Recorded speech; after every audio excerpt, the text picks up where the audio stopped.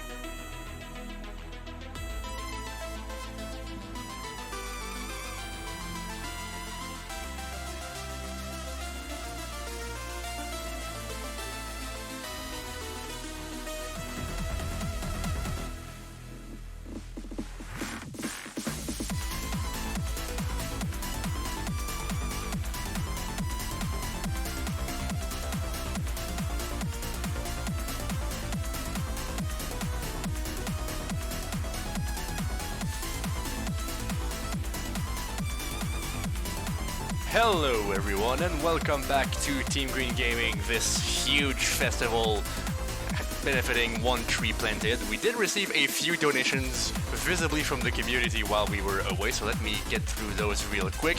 And boy, are y'all wanting the happy couple, I'm just saying. So we received $20 from the Dancing Grad saying, say to Nailsmith, let him be happy. Also, thank you for this important fundraiser. Well, thank you for donating $20. We also had $10 from Peach Doxy saying, Nailsmith/Shio, my beloved. Again, for happy couple. And then $50 from Cryzan the Moof saying, be gay, save the earth. Again, happy couple. So right now, happy couple is winning by $100 over Purity. I'm just saying that in case anybody might have some sliver of interest. And with that, I will be throwing it off to our runner, Quacksilver. So Quack, take it away.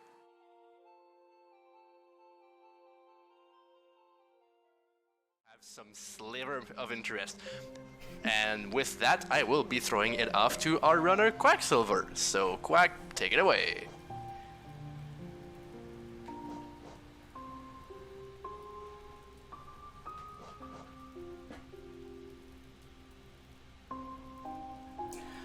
Hello, I'm Quacksilver, and I've been badly defeated by the Hollow Knight community before even pressing a button. This is Hollow Knight Nailsmith percent Purity versus Happy Couple. Before I introduce my co-com here, just to talk a little bit about the run, there is a character known as the Nailsmith with two potential endings to his quest line, one in which you honor his last request and strike him down with the perfect weapon, and one where you abandon him to wander the earth aimlessly and by sheer coincidence he finds another bug and starts a relationship. In case it wasn't obvious where my loyalties lie, I will be proselytizing the Purity speedrun for the next hour and change. Here to proselytize the Happy Couple speedrun is Mthulu, who's joining me on comms. Yes, hello everyone, I am Mthulu, and as Quack did allude to, I am here to very loudly proclaim that the Nailsmith should be saved. Thank you all for those wonderful donations, leading to a almost, I think, $100 lead for the Nailsmith now, so we're riding high. We're riding high. Sorry, Quack. All right, we'll make it work. So I'm going to, we'll talk about more of the details of the run in just a sec, but I am going to start in 5, 4, 3, 2, 1, go. So, in order to achieve the Purity, or Happy Couple, achievements, we need to fully upgrade our Nail, which is our base weapon in this game. That requires collecting the 6 pale ore in the overworld. Well, one of them is at shopkeeper gated behind 1 currency, one of them is at a shopkeeper gated behind a second adorable currency, 2 are sort of lying around, and 2 are gated by rather annoying boss fights. So it's a nice even mix of combat and movement. Yes, this run has a little bit of something for everybody. If you like saving grubs, we save quite a few of them in this run. If you like fighting, or more accurately, dying to bosses, then believe me, we'll have plenty of that in this run as well. There's a lot of movement, a lot of combat, but still the run comes in at just over an hour, at least in-game time. We have a slightly longer estimate for the real time here for this run, but I am sure that Quack will come in well under that. Hey, thanks. No pressure at all. Just a couple of sort of basic speedrun things as we walk through the tutorial area here. I am running in the Chinese language. It's the fastest, such as speedrunning. Both fastest text scrolling speed and fewest characters overall. I am also running on the most recent current patch of the speed of the game, because I am what the kids call a filthy casual, and Switch Pro Controller support was not added until the most recent set of patches for this game. So there's a slight difference in the speed tech overall, but for this speedrun in particular, it really does not amount to much. Yes, and we will emphasize that the speedrun is done on the absolute latest patch. There are several different patches which are accepted under the quote current patch brand here for Hollow Knight, but Quack is running on the most recent of them. So if you've got this game casually, you downloaded it on Steam, it is the exact same patch that Quack will be running on today. Alright, and already getting trolled in Gruzzer Drop. Those flying enemies are totally RNG. Sometimes they like to line themselves up with you. So the first ability we're going to be grabbing momentarily here is we gotta walk around to our first sort of boss, is the Vengeful Spirit ability. You'll also hear us probably abbreviate that as VS, or colloquially refer to it as Fireball. It is a large part of our damage. Weirdly enough, for a speedrun about the nail, we're going to be abusing spells heavily for the entirety of this speedrun. And we're also not going to be upgrading our nail at all until the very end. So the knight's base nail does 5 damage a swing, and even without any upgrades, Fireball does 15. So we'll be leaning on spells, and we will break that number several times. Yes, indeed. It is a cruel twist of fate that, despite needing to upgrade our nail 4 times in this run, it is actually simply slower to do it any time other than the very end, even though we could really use the damage for a few things that we're doing. Most of this is owed to the fact that the Nailsmith is currently residing very far out of the way of the current speedrun route, and that is why we will seek your help in relocating him at the end of this run to a much more convenient location in Green Path. A much more convenient location in the bottom of the junk pit. You're so right. You also saw me save the first of 31 grubs there. Obviously, grubs are one of the best parts about Hollow Knight, and also the only souls worth saving in Hallow Nest, and of course False Knight is jumping back. So this is the first boss. If you're familiar with this game casually, you may know there's a dev-intended early exit to the fight, but we won't be taking it. I actually do have to kill False Knight. Yes, and as Quack goes through this, I will talk a little bit about the damage rotation that she's going for. So you'll notice that Quack is actually intentionally walking into the boss here. There's exactly 13 nail swings that you want to get in, and you can do it with only taking 1 hit, as she just pulled off there in the second part of that fight there. That's incredibly precise, which is why Quack needed to focus for just a second there, but she gets through it just fine. And False Knight is going to drop a couple of things that are useful to our speedrun. First, he's going to, from his corpse, armor, unclear, drop the City Crest, which we'll be using to access sort of the central location in the game, also where the Nailsmith resides. He's also going to grant us a fair bit of Geo, which is this game's currency. Upgrading the nail is a very expensive ask, even beyond the Pale Ore. It clocks in at a total of just over 7,000 Geo. So we will be gathering a lot of that, fortunately, from the other requirements, but we also do have to go out of our way for a little bit of Geo. And most importantly, this is the Snail Shaman, who will give us Fireball.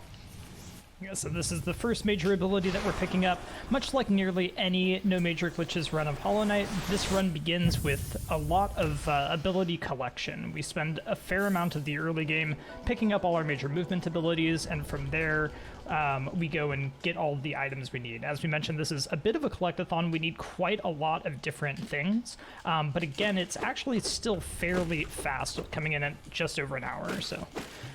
These movement abilities get us quite a ways along the way. Yep, and once you pick up Fireball, it locks you in a little tutorial to prove that you know how to use it. I don't trust that. At the back of this little area is a creature known as the Elder Balder, who we need to Fireball 4 times to kill. Balders can either spit useful enemies to give you soul, hello friend, or useless junk, 50-50 each time. The world record is 20 junk spits, or 19 junk spits. We get 2. I'm also going to go for an early control here. And get it. Nice. So we take damage there with the additional Balder that our friend spits out in order to... There's a cutscene when you pick up your first charm that we just damage tanked through. Yeah, so even cool. with all that setup, Quack saved a few seconds there by getting out of that cutscene early. That's relatively new tech, found in just the last couple of months, I believe. Yeah, it's about a month old, maybe. And we do have to deal with 2 Balders. There's one more coming up here in a sec that I'm gathering soul for. Nice. And Math, as the world record holder for combined bad Balder spits, what is that, 27, 28? 28 bad Balder spits, yes indeed. Between these two Balders, if you're exceedingly unlucky, as I was one fateful Oluva percent run, you can get just an astronomically high number of these. There's no upper bound, it's 50-50 every single time, and sometimes you just don't have luck on your side. Yeah, 4 wasn't great, but it was sure better than, 19. So, if you ever want to compete for the most frustrating world record in all of Hollow Knight, world's your oyster. Yes, there are very few times where I would say, oh yes, this is absolutely the worst possible thing to grind in Hollow Knight, but I think Balder Spit world record may actually take the cake. Yeah. Either single or double spits, both well over 1 in a million chances. Yep, with no player input. So this area is Green Path. If Ancestral Mound was the casual Fireball tutorial, this is the real Fireball tutorial, I say, as I mess it up. Turnaround's not happening today. Alright, so what I went for there was a Fireball skip, where you can use the kickback and air stall of Fireball to get yourself up to some otherwise unreachable ledges. Fortunately, there's a backup for that, and we have another one coming up in just a second here to go for. Yeah, the joys of Green Path is that you get 2 chances at these Fireball skips, and there we go. So Quack's able to get that second one. They're both about equal difficulty and save slightly similar amounts of time. Luckily, we had our good friend Eric the Squit to help us get over when we missed that Fireball skip in the first room. Yep. Matt, do you want to talk about double hits while I try? Yeah, absolutely. So these enemies here, the Moss Knights, and we'll actually see 2 of them in the early parts of this run. So there you saw Quack demonstrate what is called the double hit or the jump back or the Moss Knight double or any number of names along those lines. Basically, the idea is we trick the AI of the Moss Knight into jumping backwards, and you do that by effectively jumping at it. It jumps back and we shoot a fireball which hits it twice. You'll actually see quite a lot of uses of this idea of double hitting enemies with a fireball. It's used on pretty much every major boss. As Quack mentioned earlier, fireballs are one of our major pieces of damage in this run. Anytime we can get a 2-for-1 is useful, and here's the second one. Yeah, so we didn't get the jump back there, but luckily she had an extra fireball, just shoots it, and the Moss Knight dies anyway. A weird quirk of the Moss Knights on the latest patch of the game is that their hitbox, their contact hitbox is actually left aligned, like they're permanently swinging at you for some reason. So I have always found it much easier to do from the left side than the right, although it is possible in either direction. Yep. Yeah, it's definitely a bit finicky going from the other side. Alright, so coming up here will be the first... well, I guess the second boss. We actually do kill False Knight in this run. Very nice. The second real boss of the run, which is Hornet.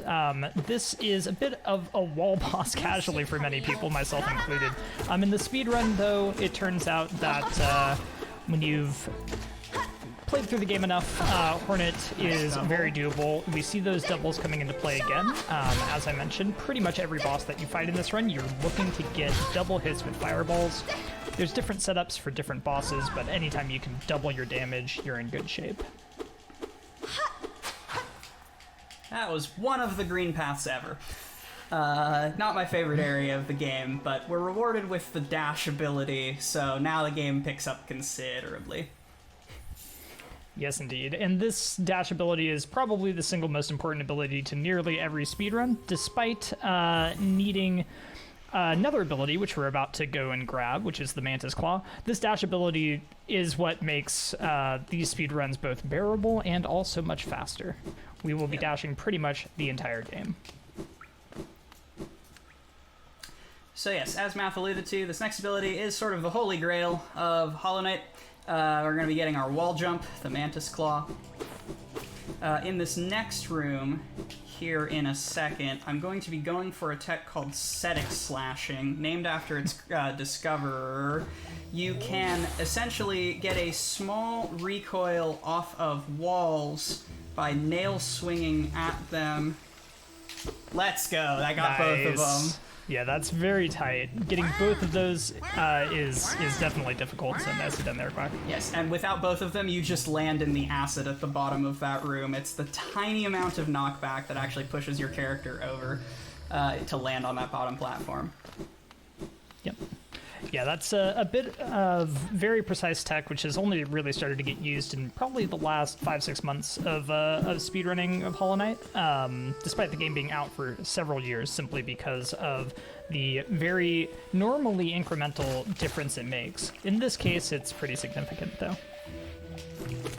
All right, so coming up here is a trick which is known as the explosion pogo. Quack is using a variant there and nails it first try, very nicely done, which we refer to as comfy pogo sometimes, using 3 fireballs to wait for that spore to drift close enough to pogo to skip up here quickly. That saves about 40 seconds, and if you miss it, it's pretty rough. Since we use 3 fireballs, it's not easy to retry. We run out of soul if we fail to skip. Yep, and then in this room, to actually pick up the Mantis Claw, it's another AI lure, sort of similar to what we did with the Moss Knights, but we get these flying youth in a good position to pogo on up to save having to walk around in that room as well. Yes, indeed. So very nice Mantis Claw split there from Quack. Yeah, that was actually almost a gold. I'm feeling all right about that. Nice.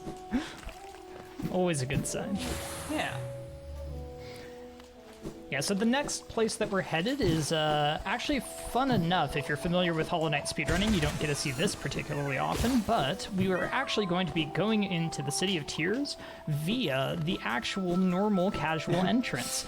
So we're using the city crest that we picked up from False Knight. Most speedruns actually get into the City of Tears in various other ways. In particular, a shade skip used by Salubra is usually the main source of our city access, but here we actually are benefited by coming in through the vanilla way, mostly because we need the Desolate Dive ability.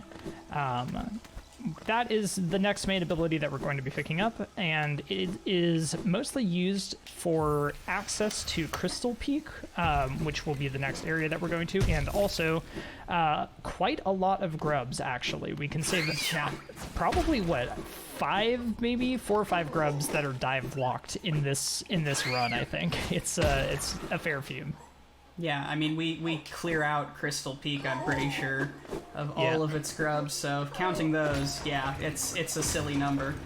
Not technically required, but basically required. So we're going to be visiting a shopkeep here in a second, or sort of a reverse shopkeep named Lem, who will... who will take relics that I obtain in the overworld, like this one right up here, and give me cold hard cash in exchange for them. Yeah, we'll be seeing Lem a couple of times throughout this run. It's very useful to get that cash. Yeah, it's very, very quick geo. So we'll be visiting him once now, and once right at the end of the run when we go to fully upgrade our nail. I'm gonna walk up to Sanctum here, just a couple quick platforming rooms before we can kvetch about Sanctum, but this would be a great time for a round of donations in favor of Purity, if there are any. Listen, I'm gonna be blunt with you. I have 7 donations. They're not all good, so I'm gonna rapid fire because I can't read the messages. I have too many. So let's just go speedrun. Right. So, Rihaha donates $50 for Happy Couple. Floofy donates $5 for Happy Couple. Nix donates $20 for Purity. Ratleg donates $20 also for Happy Couple. Thundar001 donates $50 for Happy Couple. Socktopus donates $50 for Purity. And Rand donates $20 for Purity. I'm gonna refresh the tally just so I know like where we're at, but I still think it's Happy Couple. Let me verify. Yeah. So far we are with Happy Couple at $135 lead. So back to you. Nicely done. Well, the wonderful shoutouts to Hollow Knight Socktopus and Nix. I lost some of the ones in the thread, but to all of you, thank you very much for the donations. Nothing quite like inter-community vitriol to raise some money for the environment. Alright, so Soul Sanctum is trolling me like it usually does. The main highlight here is those teleporting flying enemies. Which thankfully cannot teleport directly into you, on this patch of the game, but still have an annoying habit of teleporting about 1 dash length away. Yeah, they as you can't dash. teleport into you, but they can teleport into your path of motion just fine. All right, Yeah, Sanctum is one of the biggest RNG checks in the early game here. Because of all these teleporting enemies and where they might end up, it ends up being basically very RNG dependent on exactly how much damage you're going to take, exactly how quickly you're able to actually make it through this room. This one in particular is annoying, but Quack actually gets absolutely blessed RNG there. Get the None God of the Gamer enemies. RNG. Yeah, spawning in her path. Amazing. Fantastic. That room We take is that. not well liked by the community. It's been nicknamed Hell Room for years and years now, but it's Yes. not worth it's not earning its namesake. Yeah, not today. So yeah, here we are coming up on the next major boss, which is the Soul Master. Still our only damage is an unupgraded nail and the base fireball, so really not a lot of damage to work with at this point. And this fight, again, can be a bit of an RNG, not exactly a fun time. The main idea here is you want to use that fireball to once again get double hits, much like, again, nearly every single boss that we're going to fight from this point on. The Soul Master can teleport from one hit into another. I didn't see quite get too many double hits there, but again, that mostly comes down to how good your RNG ends up being, unfortunately. Yeah. I got a little greedy as well and shot a fireball at nothing, which you hate to see. But we at least have phase 2. Where we can nicely just love tap Soul Master here as he spams dive. Oh wow, segueing out of the dives very quickly. Yeah, that was, I think, the minimum number there. Yeah. So yeah, pretty nice Sanctum in the end from Quack here. Definitely have seen Sanctums go significantly worse than that, so you're always happy to go out with a fairly Happy reasonable to be amount of health. alive. Yes. This next room on the other, so we have to escape from Sanctum. You saw me after Mothwing Cloak save and quit out to the main menu, which respawns you at a current bench. You may be thinking why I don't just do that now. Unfortunately, picking up spells will hard save you. We also abuse that to save quit back to where the Vengeful Spirit pickup was, but we do have to walk out of Soul Sanctum. And the best part of this room is the flying enemies move at the speed, like at a speed that is FPS dependent. Oh, there we go. So that's a trick called Fake Dive. We want to break these floors, yeah, without actually propelling ourselves through them. Yeah, that's a trick which exists on all the patches of the game, but actually the most current patch made consistent somehow, which is actually wonderful. If you stand at the very edge of the breakable floor and use your dive ability, it does not send you through the floor, which is particularly useful if you don't want to fall all the way down to the bottom of where a dive would take you. It might be the only cases of fake dive that we have now. I think it's just those two. We've got something kind of analogous later, but it's not exactly the same. Those are the True Blue fake dives. Also, really nice geo count coming out of Soul Sanctum. Shoutouts to classic internet gaming memes. That's absolutely. Nah, that was greedy. Gotta go for the elevator squeeze there. Gotta go Quack. for the Come on. elevator shenanigans. Maybe not the squeeze. So this next room is a bit of a painful room as well in a lot of speedruns. Luckily, the only goal that we have in this run is to go straight up through the room and not deal with picking up an item, which is near the top. But there's a lot of flying enemies and things like that can happen, so it's definitely not a great time. Luckily, we do get a bench right after this, in Dirtmouth, actually. And Looking at my splits very intensely. yes. and we get to get that full heal before the next section, and believe me, we want it. Yeah, and you saw me wiggle the knight's face up and down there. For some reason, I'm not exactly sure why, you looking down at paying for tolls will make them open up faster, so we do that to call the stag, which is our fast travel, much faster than we would otherwise be able to. Yeah, I'm gonna bench in Dirtmouth. Yes, this bench here actually a brand new reroute as of earlier today when I asked Quack after watching a run in preparation for these comms, wait, is that bench better though? Why don't you just bench at Dirtmouth, idiot? And I had no response. You know, shout outs to the Hollow Knight category extension, the meme run community is some of the greatest people. We'll do some more formal shout-outs on the way to kill the Nailsmith in about an hour or so, but truly a phenomenal group of runners. Don't hit me, thank you. Wow, you're being aggressive. Okay. Very, very rude there. Yeah, so this next section is the entire Crystal Peak area. This is a very long area, and health needs to be maintained for about the next 10 minutes or so without getting a single bench. We need to keep that bench that we took in Dirtmouth for save quit purposes later. So we don't get to heal at a bench until we get through all of this. And by all of this, I mean basically everything in Crystal Peak, including getting Crystal Dash, saving almost all the grubs, going to the Descending Dark area, and then continuing on into Resting Grounds, and then back into Crossroads. So we're here for quite a while. Definitely want to keep our health up as much as possible. And it is not the easiest area. So definitely a bit of a section where the run can get a bit stressful. Alright. Alright, so pretty smooth spike tunnel there. This room is a particularly difficult room. So Quack is going for a very almost had that there. Almost had wow. it. Okay, yeah, Almost that was very made it. close. That's a very back end. Oh well. Nice. Yeah, so there's a cycle in that room which is especially difficult on the most recent patch, which is called the God Cycle. It requires a number of very precise jumps and also a bit of good luck. Unfortunately, did not quite make it, but almost had it there. Yep. In case you haven't picked it up by now, the theme of Crystal Peak is cycles of all varieties. We got these laser bugs, we got some crushing machines in our future here. It's... So, cycles and speedrunners, name a more iconic duo, I will wait. Yes, right. indeed.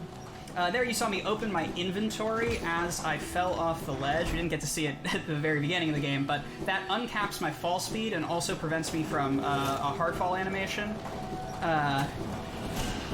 In the current patch of the game, it is only available to do the physics frame you walk off a ledge. And so here, this is actually totally consistent. We do a cycle setup at the very beginning of this room, and then we go all the way through that whole laser gauntlet, including a trick called Underplat at the end, which saves almost no time and is ethically mandatory in all speedruns that go to this area. Yes, very important for the swag. Also, shoutouts to Quack finally learning damageless cycle. It's fine. There's another version of that where you where you intentionally damage tank on the way through the beginning of the laser gauntlet, but we want our health very, very high to as I mentioned, this whole area, you don't get any heals, so you really don't want to take unnecessary damage. The damage cycle is a little bit faster, but going for damageless is definitely the sensible choice, not just in a marathon, but in any run of this category. All right, good RNG once there. Yeah. That crawler can be in one of two positions, and we want him to be moving away from us both times. We're 1 for 2. But yeah, this is just sort of rushing grubs. We've got a lot of grubs to save in Crystal Peak. Yep, Crystal Peak, one of the most grub-dense areas, and there's a ton of them right around the Crystal Dash ability. All right, 1 and 1, not so bad. Yeah, we take those. Yeah, so once again, all these Crusher cycles, very, very difficult cycles. The very first Crusher there in that room can get you if you're just a little bit slow, which obviously throws off the whole cycle. And here we have, I believe, the only dark room in this category. Correct me if I'm wrong, but yeah, thankfully.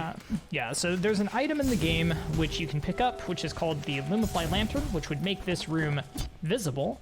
Quack did not pick that ability up because it costs 1,800 Geo, which we do not have, and also requires you to buy it from Sly, who we have not saved. So there's a number of reasons not to do it, and instead we'll just go through the room in the dark. That's what happens there. In this room, we're going to be getting an upgrade to our dive. I hope that setup still works. I realized too late. We're going to be getting an upgrade to our dive called Descending Dark. Yeah, I can make this Still work. got Buggy? Yeah. Yeah. Yeah, so Quack is setting up something here which is called Buggy Skip in some circles, basically intentionally taking a damage, there it is, to get out of this pickup animation. Not unlike the Soul Catcher pickup animation that she skipped just after picking up the Vengeful Spirit ability earlier in this run. Basically the same idea. This animation is even longer. That skip saves something like 10 seconds. Yeah, it saves a truly silly amount of time. Also, the geometry in that room is very weird, and I never get that inventory drop first time, so good marathon luck. Yeah, very, very nicely done there with that. This also means I think I'm actually going to heal in the dream cutscene here, just because there are some double damage dealing enemies in my near future, just in case. Yes, indeed.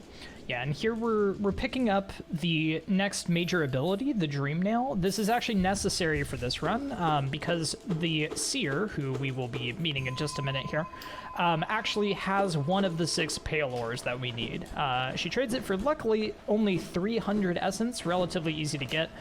We only need to fight one boss to achieve that much Essence in this run. But yeah. For beat the game runs, it is required for all of the major story progress, but we're not beating the game, we're just killing one bug, so, you know. Yes, exactly. So all we're doing with this Dream Nail is killing a single boss to get a Pale Ore, and then going and saving a particular couple. Alright, so here's the Seer coming up. Blink and you'll absolutely miss it. Yes, even if you don't blink, you'll probably miss it, because Quack is going to do a skip here, which is called Seer Skip. Did you see her? So right there, you can actually cut out of the cutscene by using a Crystal Dash. You can actually also dash out of the cutscene if you pause early. The Crystal Dash is relatively lenient, and you don't have to sit through the entire waking up animation that you would otherwise have to do.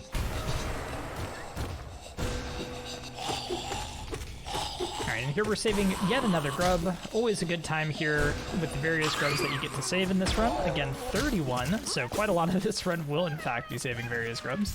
Yeah. And everything in this crypt deals double damage, so that's why the heal earlier and the hesitation there. Yes, indeed. Yeah, it's very scary here. It's very easy to die. Again, you're carrying this health all the way back from Crystal Peak a couple of minutes ago, so yeah, it's definitely a place where you want to take your safeties in a marathon setting like this. We are almost done carrying this health around, thankfully. But so, coming up here, we're going to pick up the most important charm, also the last charm we're going to pick up. It's the Shaman Stone charm. It massively buffs your spell damage and also increases the size of your fireballs so that fireballs are more likely to double hit. With Shaman Stone equipped, if you connect all of the parts of a Descending Dark, it deals 88 damage. Recall that our nail does 5. Yeah, and you can start to see why it doesn't end up being worthwhile to get that nail upgrade early, even with all the combat we have to do, and even having to get the nail upgrade eventually. So it is, again, a bit of a cruel twist of fate. It is possible to run this category while getting that nail upgrade if you are a beginner and are looking to save the Nailsmith. You are free to get that nail upgrade, of course, a bit earlier and route in some of the geo necessary. It's not too bad, but it does lose a bit of time. Yeah. So we did also finally save the Shopkeep Sly down in Forgotten Crossroads there, sort of came around by where we started out the game there. And we're going to quit right back to Dirtmouth, the bench that I had taken a little bit earlier, to buy a key from Sly. We picked up a key in the middle of Crystal Peak to get us to buy a key from Sly here in order to be able to get an ability. This is not a C-Dash, Quack.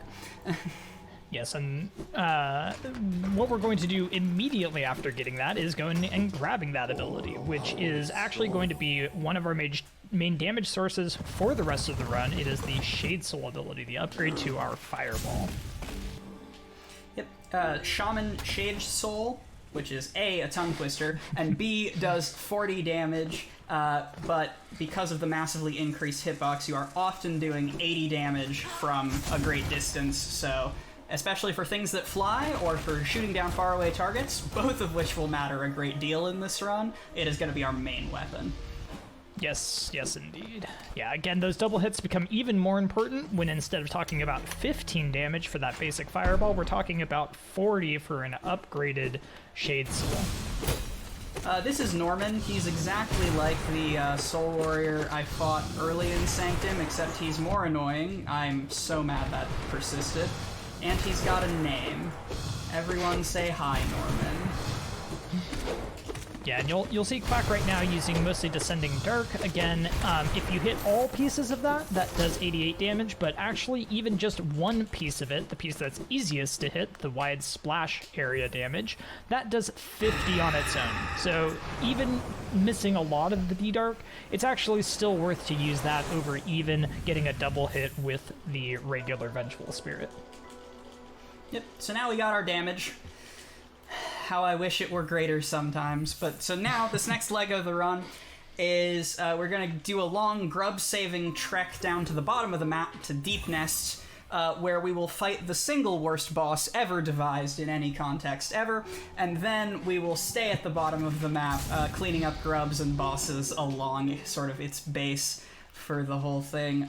This is a pretty just movement-intensive section, not a whole lot to talk about, so I would love to check in with the incentive tracker.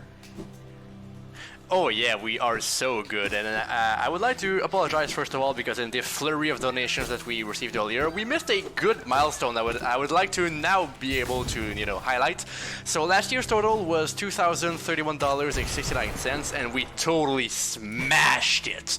Now we're at $2,300. Notice that's like $270 above. So whoopsie, and we still have one day left tomorrow and one more run after this one. So keep them coming. We love to see it. Speaking of that, in this flurry, there was one more that came from Mika donating $50 for Happy Couple. Haha! And they're saying, sadly can't be there, but I couldn't miss donating for the gays, which is very cute.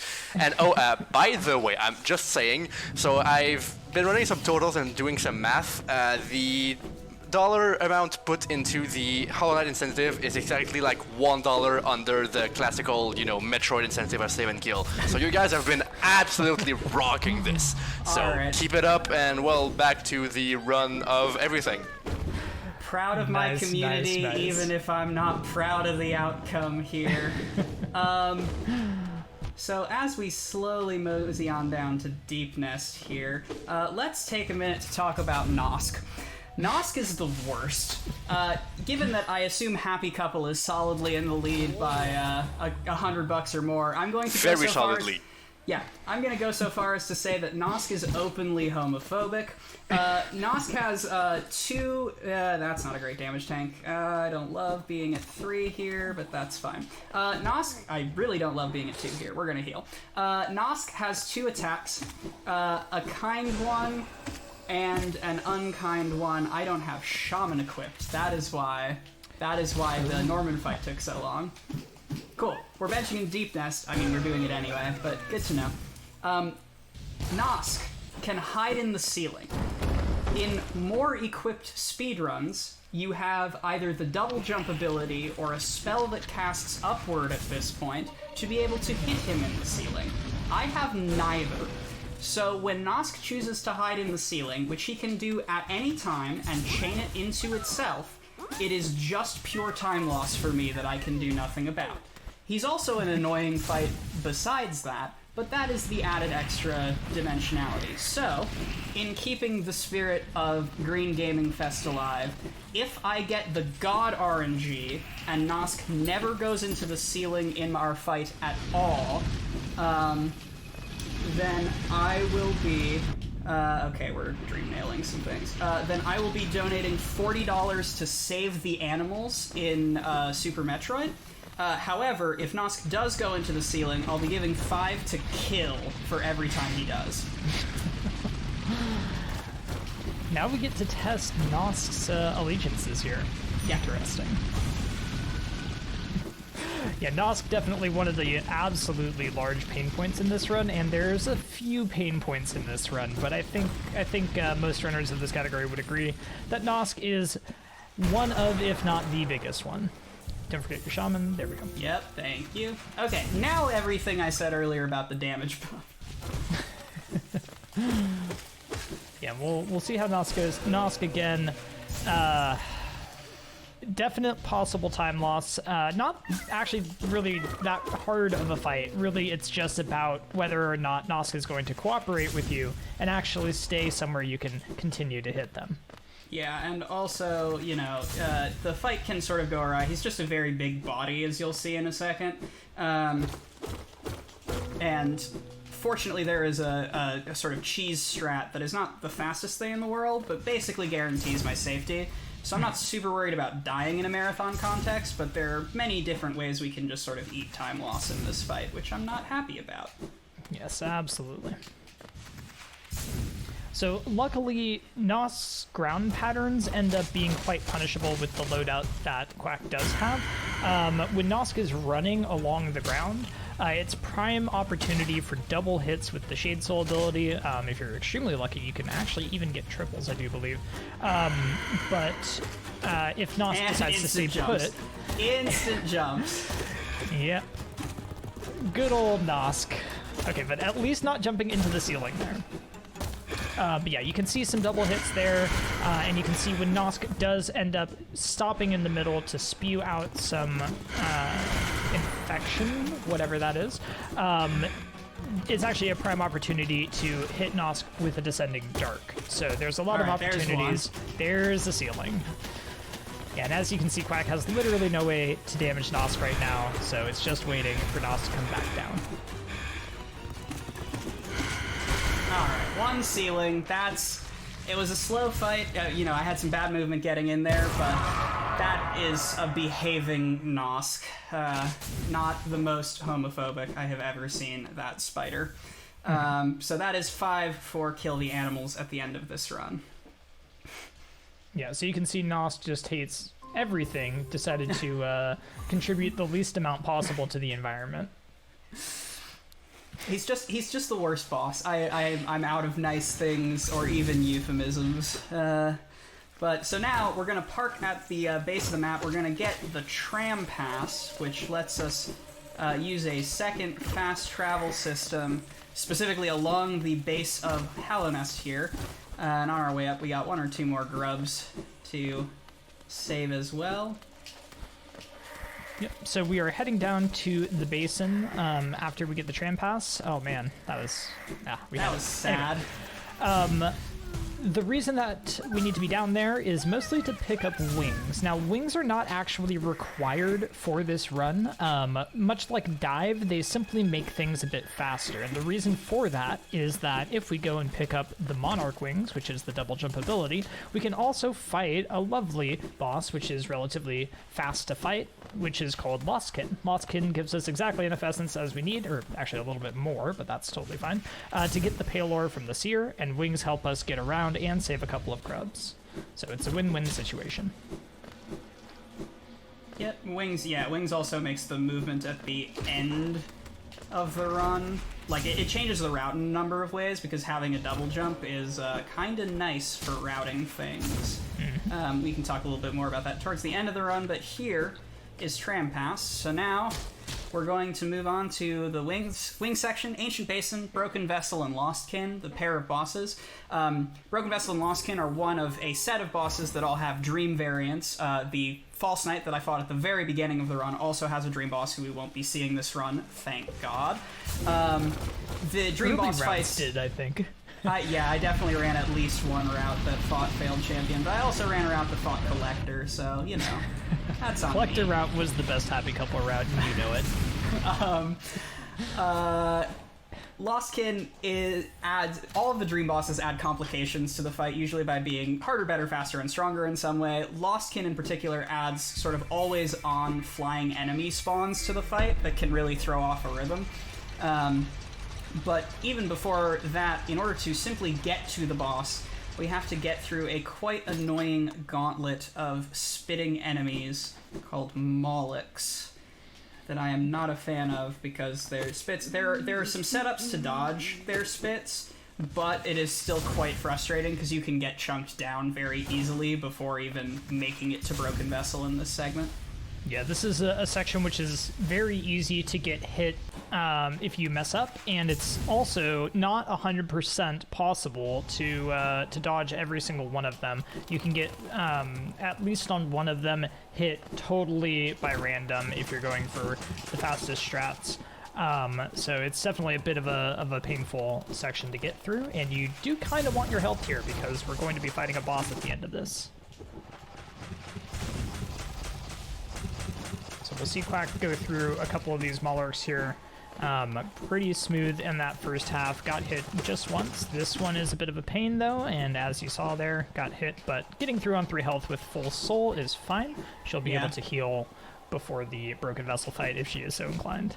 Alright, Nice. got it in one. Yes. That is a technique known as a trans dash, because you trans your dash. By dashing into a wall and jumping early out of the dash, you can preserve some horizontal momentum in the other direction. Hollow Knight says trans rights. Absolutely. Get your Quack's 10 flag bearers in the chat.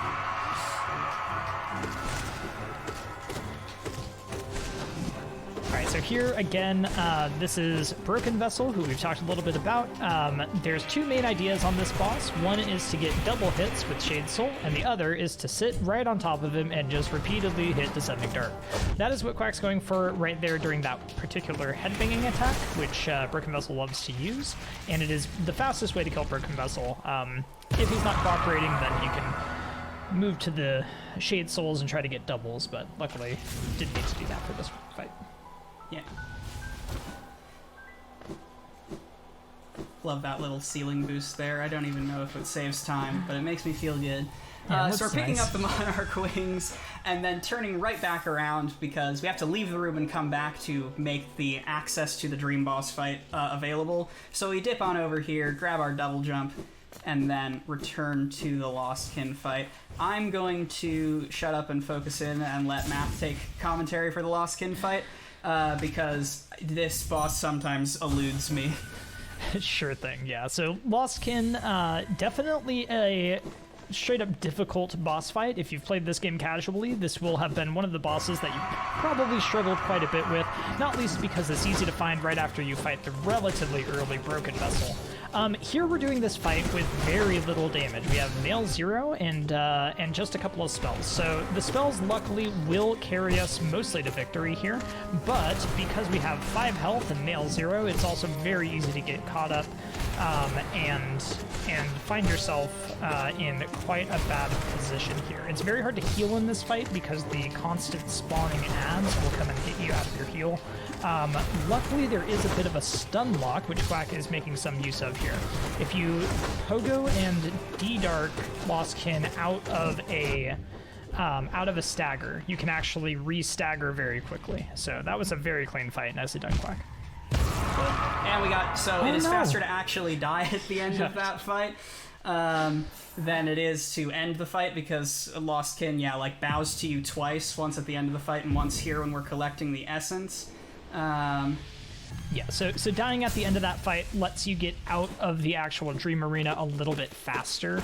The kill still counts as long as you've actually killed Lostkin pretty much before the time that you die, so we have used that. Saves actually quite a significant amount of time potentially. I think you can save up to like 7 seconds with that, which is just absurd. Yep, that was in fact a gold Lostkin, probably on the back of an early death warp. I went for it. We'll take it. Still got a ways to go with that fight, but we're feeling good. Now we're going to grab one of the pale orb that's just sort of lying around on the map here, and then we enter the gauntlet. Well, first we must do some of the most difficult movement in the entire run, and then we have to do far and away the most heart-wrenching combat in the entire run. Yes, indeed. Yeah. So this is where the run starts to really lean in. Honestly, ever since going to Deep Nest is where the run really picks up pace and starts asking a lot more of you with all this difficult combat. But here we're going to pick up this first pale ore, or not first. Actually, wait. No, we picked up Nosk at least. Anyway, we pick up this pale ore and then take that tram into Kingdom's Edge, where we will be having a lovely time. Yeah, alright, so we have Monarch Wings now, which means our movement is going to be predicated in no small part on double jumping around the map. We have to get several very difficult to access grubs on the back of Monarch Wings, all while preserving our health, because we're going to be climbing up the entirety of the map in this next segment, heading for the Coliseum of Fools, which is the game's, kill arena combat challenges. So every point of health and every hit of soul that I can take up with me is crucial. And we also have to get a number of grubs here that are over dangerous acid pools with some of the worst hazard respawns in the entire game. Yeah, there's an acid skip that we need to do to access one of the grubs, which is actually the next one on the list, and that acid skip has I mean, honestly, it might be the actual worst hazard respawn for an acid skip. Love Key exists, so I'm not entirely sure, but it's pretty close. So we'll hope that Quack can get it first time. Nice. Nicely done. I hate that acid skip with every fiber of my being. Say hi to the bees. Say bye to the bees. We're hopefully never gonna have to deal with them again. But of course, it wasn't easy enough just coming in, so we have to do another acid skip coming out. Luckily, that one's the a way lot out safer. is you can do this crystal dash, so it ends up being a lot more reasonable. All right, so definitely good there to get out of that area with 5 health, but again, we're far from done. Quack was not exaggerating when she said that we're going from climbing up the entire map. We're coming from literally the bottom section of the map, and we're climbing all the way to the very top, all the way through Kingdom's Edge. So here she's going to be climbing up through KE, going to grab another grub, or at least I think this grub is in the route. I hope it is. But after that, climbing all the way up to the Coliseum of Fools, where we need to do not one, but actually the first 2 colos. And again, as a reminder, we still have an unupgraded nail, so this is not an easy feat. 5 Matthew health. scared me about the I hope this grub is in the route. I doubled back thinking that I missed it. I see, okay. No, I'm sorry, Quack. I could not remember whether you saved this grub or not. Yeah, we do. I guess you would do the acid skip if you didn't. Apologies. Anyway, lots of movement here, lots of climbing. This is, once again, the tallest climb of probably just about any category, going all the way from the very bottom of the map. Yeah, where are my Celeste runners at? Yeah, there was like a 2-week period where people were running that, huh? Yeah, I meant actual literal Celeste runners, but yes, people did try to put Celeste, give the knight an 8-way dash. Yeah. And then did a climb somewhat akin to this. They went all the way to Crystal Peak, I think, but... Yeah. Alright, that was not a bad little full split, and starting the Colosseums out with full soul is a bit of a godsend. Yeah, that is very nice. So, unlike most categories that do these Colosseums with Nail 0, which admittedly are not very many categories, but even still there are several, this has a very bad charm loadout, as in we only have Shaman Stone, no other charms. That means that soul collection and usage will be a main focus of a lot of these Colosseum fights. Again, our only damage is really from spells, but if you've been paying attention, you'll know that each spell takes 3 nail swings worth of soul to actually use. So that means that Quack is going to have to be very careful in how much soul she has and how much she's using. So you'll notice her going out of her way for additional nail hits on enemies where it's relatively easy to get them, to save soul for places where it's very hard to get nail swings like Primal Aspids. And this will be a fundamental piece of the fights in these sections. Yeah, and everything in the Colosseum, we'll see it especially with Colo 2, just has a stupid amount of health. Yeah, absolutely. I think, for example, these enemies here, they take something like 5 nail swings and a Shade Soul, which is to say they would be 13 nail swings if you were just attacking them on their own. And that's just for among the weakest of them. Primal Aspids, luckily, while very dangerous enemies and hard to hit, they do die in a single Shade Soul, which is the main benefit, and honestly the only reason that will never be routed out of this category. Yeah, especially those 2 Primal Aspid waves that were just a little bit ago, where I kill a second Primal Aspid, fully cross-map with Shade Soul, otherwise those waves just take forever. Yes, indeed. Yeah, so Shade Soul ends up being very, very worthwhile. Even if you upgrade your nail a couple of times, getting even 2 nail swings on those Primal Aspids takes far, far too long compared to simply hitting them with the Shade Soul from across the map. Alright, so a pretty clean first half of Colo 1 here. Luckily, one thing that you do get at the end of Coliseum 1 is a Charm Notch, which gives you a full heal. That means that as long as Quack survives Colo 1, she'll be able to go into Colo 2 with full health. And believe me when I say that that is a godsend, because Colo 2 is probably the most difficult piece of this run. I don't think I would get much backlash claiming as much. Oh yeah, Colo 2 is a whole thing. Yeah, so you'll notice here there's a few times when Quack is using her Dream Nail to get additional soul. That is a function of the Dream Nail, which I did not know about when I first played this game casually.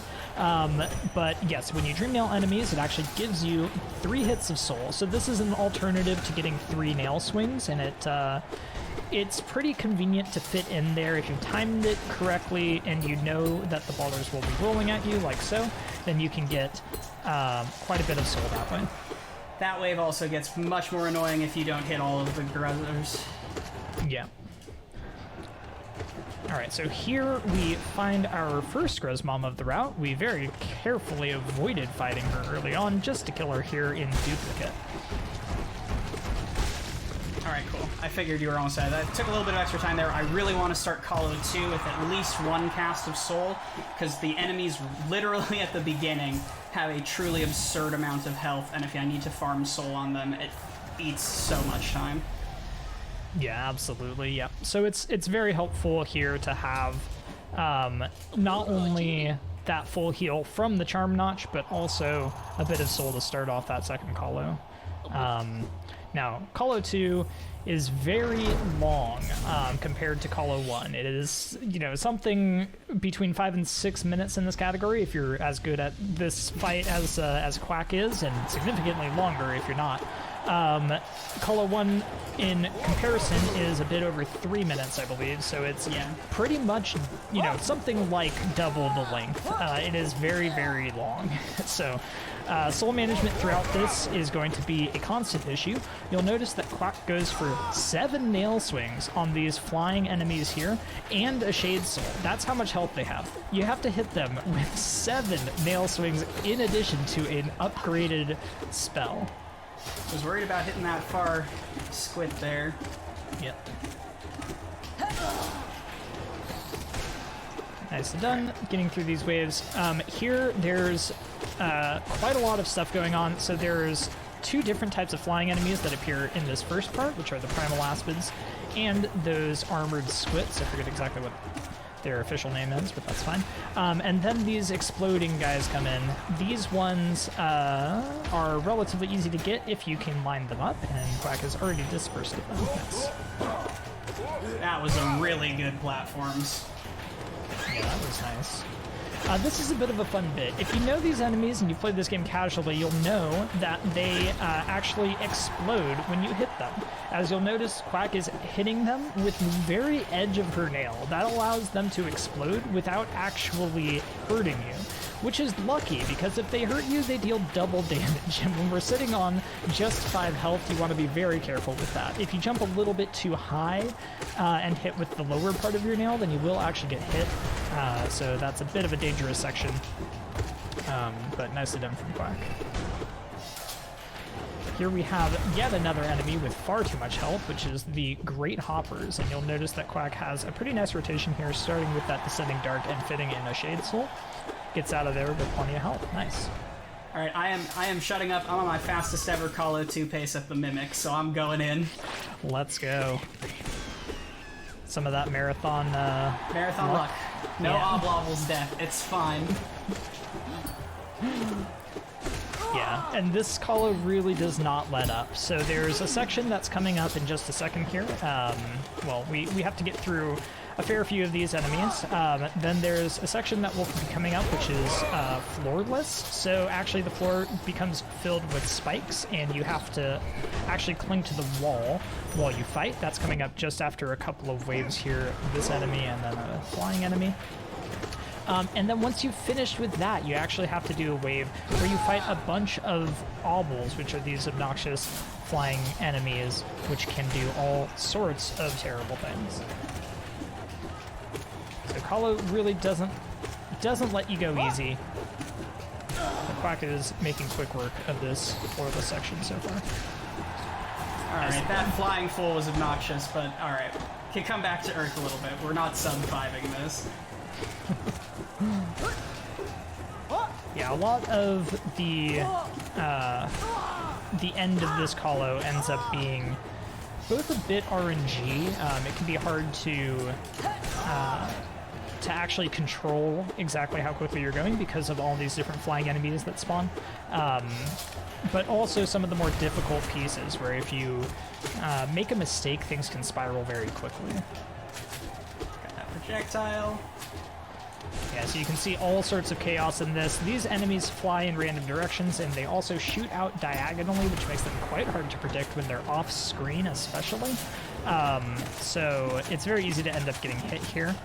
You can see Quack using the spikes there to her advantage to get a kill on one of the battle obels. That's done. But they are giving her a little bit of the runaround here. Alright, one more wave of obels, and then we're on to the final boss of Colo 2, and really the final boss of this run, which is the Oblobels. They are probably the most difficult boss that you have to fight in this run, mostly by virtue of coming at the end of this long gauntlet of Colosseum 2. But there are two of these. They fly, again, mostly randomly, and they shoot a very, very hard to predict pattern of pellets here. This pattern is actually consistent, but because they shoot in so many different projectiles in so many different directions, it can be very hard to manage. Again, with only 5 health and no nail upgrades, this is not a particularly easy fight. Alright. Nice, let's go. Oblobels. Fun fact, the practice run I did before this died to Oblobels. It's just 5 minutes of time lost, so I sort of babied the last couple of waves. But even with that, that is still a sub 530 Colo 2. Let's go. Nice. Wow, yeah, that's really, really good. GG's. Yeah, so while I do this next split here, it's just quick movement. We're going to get the Seer's Pale Ore now, but we are coming close to the end of when we have to close the incentive, so how are we doing with donations?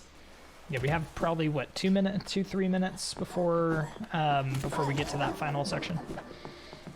Well, I'm gonna be real with you for a few seconds. I'm not sure which one you expected, but I think it's not yours. I mean, I actually know. Happy Couple currently is sitting at $455 US. Purity at $230, so we have $225 of a gap, which might be in part due to $40 donated across 2 donations that we just received. Key points donated $20 for Happy Couple with a big copy pasta. Hold on, here we go. You know what the right call is. The 2 greatest words in the English language. Happy Couple. Forged Nails? Happy Couple. Master of Combat? Happy Couple. Existential Crisis after completing your greatest creation? Happy Couple. Need to try different swords? Happy Couple. Need a model? Happy Couple. It rhymed somehow. Anyway, and we also had another $20. Be gay, do crimes. Happy Couple. That's yeah. So yeah, just deal with it. Back to you. Trying to be gay and do crimes, but y'all won't let me. I am so proud of you, all of you, and Key, thank you for that.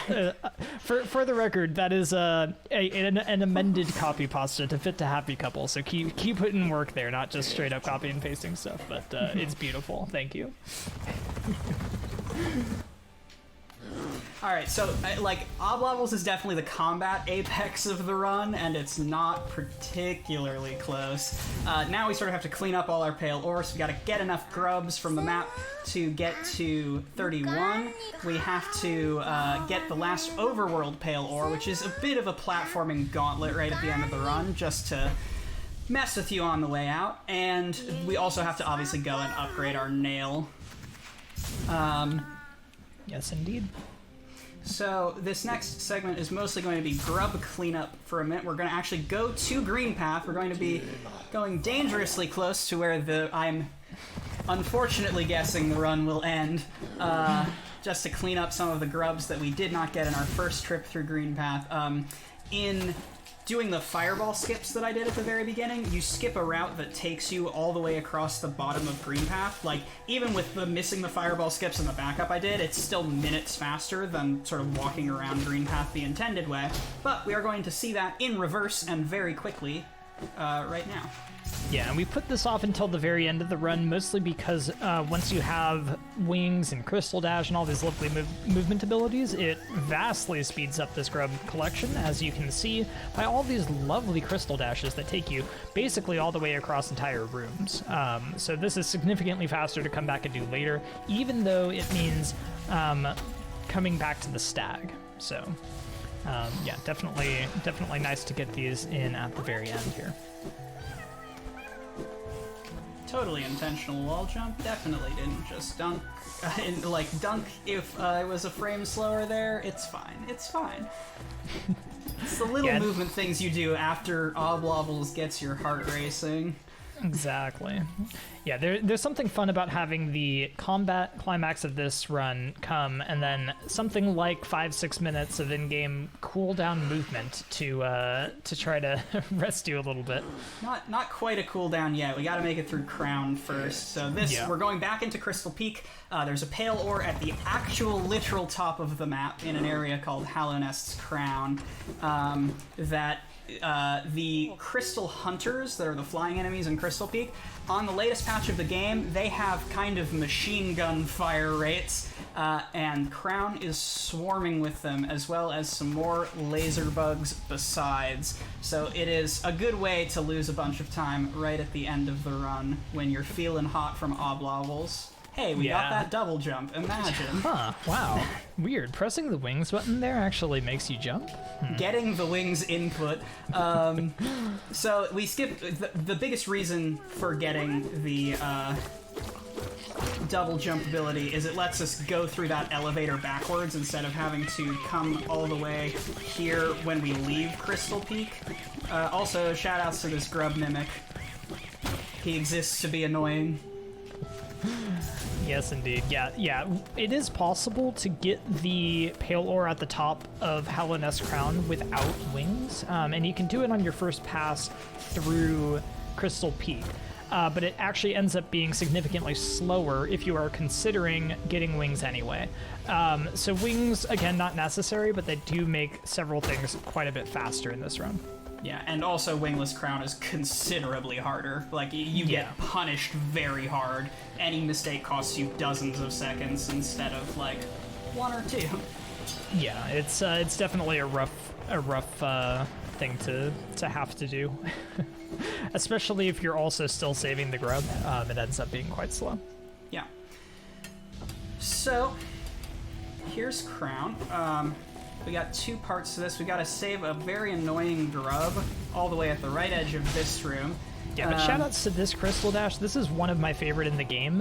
It's not too precise, but at least a little bit precise. You do have to C-dash off the top of that little ledge that Quack set up on. But it takes you across this entire room. However, yes, this room definitely a bit of an annoying one, but she gets through it cleanly. Nicely done. That's not great. Come back down here. Yeah, so here's another time where wings really helps. Using wings, you can skip up here with a couple of pogos. Otherwise, you'd have to go all the way around the room, and it takes an actual eternity. All right, nice. We got the fast cycle right at the beginning of the room. That sort of lines up the rest of this movement to behave itself for me. All right. Nice. Now we're into the cooldown movement. Yes, indeed. Yeah, Crown can be a bit of a pain. It is as Quack mentioned, extremely punishing. If you screw up even one bit of it, then all the cycles get super messed up, and all these enemies start swarming you, and it can really ruin your day. All right, so this is my final impassioned plea to enjoyers of murder, of saving frames, not animals, fans of the Infernax evil ending from earlier today, general ne'er-do-wells and scoundrels in and outside of the Hollow Knight community. We're going to go pick up our rewards from Grubfather, and I would very much like a report that I'm killing the Nailsmith after I do so, but we're going to sit through this. I'm going to take you to an evening at the Symphony, conducted by me and featuring all of these lovely grubbies, and at the end of it we will have to close our incentive. Yes, this is the very last chance for any Purity enjoyers in chat, but luckily I know that chat is filled with lovely, lovely people who would never let such a thing happen, and instead want to see the Nailsmith happy and gay. It's going to be beautiful, chat. Yeah, so to our hosts, we have a solid minute here for donations, incentive tracking, and any other messages you want. A solid minute, you say? Well, don't mind if I do. So I'm gonna just pull up all of the things and be happy, and obviously I will watch donations. We haven't had any new ones since my last somehow nailed reading, so we will try and do some other things. I said it in chat, but like my first language is French, and me saying that like without stuttering was an absolute accomplishment. I'm proud of myself. I just wanted to like have that be said. Okay, now that this is the other way. So since we do not have any donations, might as well tell you like why we're here. And so One Tree Planted is a 501c3 nonprofit on a mission to make it simple for anyone to help the environment by planting trees. Who would have thought?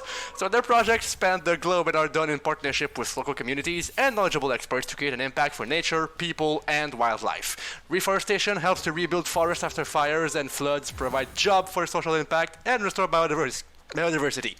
Many projects have overlapping objectives, creating a combination of benefits that contribute to the UN's Sustainable Development Goals. If you want to learn more, you can do so at onetreeplanted.org. Yeah. Pulling up the donations. Nope, still nothing left. I think that's not gonna be swayed. Alright, so assuming we did not just get a $250 donation for Purity, congratulations to the Happy Couple Squad. Woo. You have successfully ruined my day for a good cause. So yeah, we're finally at long last going to upgrade our nail to the maximum value straight away. In Crystal Peak on the way up to Crown, I made a very brief detour, literally not even to the tune of a whole room, to pick up the last relic we need. We actually get 2 relics for free in the giant pile of rewards Grubdad threw at me. I didn't send this down earlier. You hate to see it. Grubdad gave me a Hallownest seal, as did the Seer when I was collecting her rewards. So we're actually always over. The geomath here is just very weird, but I always only need to sell 2 relics in order to get the 7.1k to fully upgrade the nail. Yeah, this is one of probably the most awkward points of the route, which is that we actually basically get forced to pick up an extra relic we don't want. But on the bright side, we do actually save ourselves a couple of text boxes by not selling it. So, you know, we'll take call it a strat. Yeah. So that cliff right there is one I would have loved to knock an old man off of. I mean, we are at the other end, so this is just going to be some text mashing. Send me your mashing energy as we mash through all of these text boxes and cutscenes to upgrade our nail from nail 0 through nail 1, 2, 3, and eventually to 4, the pure nail. And then I'm going to go ahead and exit the hut and look wistfully at what could have been, but we will save quit, which automatically spares the Nailsmith, and he, in his downtime, wanders to a new location for us to see the Happy Couple ending. Yeah, so up to this point, the routes for Purity % and Happy Couple % are basically identical. Happy Couple just adds about another minute and a half at the end, as we have to go and find the Nailsmith in his new home, which is actually through a lovely platforming gauntlet, of course. So, you know, things aren't quite done, but they will be soon. There he is. Wave goodbye. Wave goodbye. We'll be seeing you again soon. So while we're in the wrap up here, I just wanted to shout out everyone who came through and donated, Purity or Happy Couple. Y'all are heroes in my book. As well as shout out to the entire Hollow Knight meme community. Latest patch meme crew. Hollow Knight has one of, if not the most robust and ever-growing category extensions pages and unofficial category extensions pages in the entire universe of speedrunning. It has been nothing but a joy and a treat to get to work on sort of exploring every single nook and cranny of this game and really tearing it apart with a ton of fantastic people. Now is the best time to get into Hollow Knight speedrunning, truly. And I'm grateful for the opportunity to have been able to showcase something at a marathon for a phenomenal cause. We're coming up on time here in just a second. I will actually need to grab... So we're going to the hut of a nail master. I actually need to get the nail ability he gives me. Great slash here. Then we have to walk back in to... And talk to the right person. And talk to the right person. So fun fact, Math here threw a world record in this category because he did not actually know how to get the Happy Couple achievement. So, we're going to make sure to talk to the Nailsmith. And there he is being painted. That's time. Beautiful. GG's, Quack. GG's. That, 2 weeks ago, this would have been a world record. Nice. 102.43 loadless. I'm very happy with that run. Nice. Well done. Yeah, that nice was run very good. All right, so we will be heading to an intermission. Stay tuned. We will have some great running up next with Garlips on